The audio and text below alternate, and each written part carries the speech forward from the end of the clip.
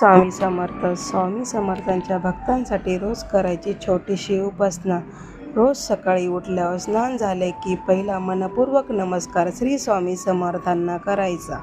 आपली नेहमीची देवपूजा झाली की 5 मिनिटे शांत बसून स्वामींचे ध्यान मनातल्या मनात करायचे. स्वामींचा महत्त्वाचा ग्रंथ आणि स्वामींच्या अवतार लीला कथन करणारा अध्याय ग्रंथ गुरुलीलामृत या ग्रंथाचा पूर्व पश्चिम आसन चटईवर बसून एक अध्याय शांतपणे वाचावा व मनन करावे.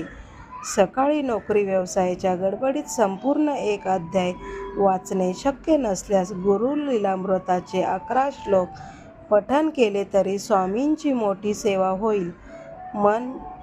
पण मनपूर्वक करा. दुपारी ऑफिस, नोकरी, व्यापार, व्यवसायाच्या ठिकाणी ओम स्वामी ओम मंत्र 11 वेळा मनातल्या मनात म्हणावा.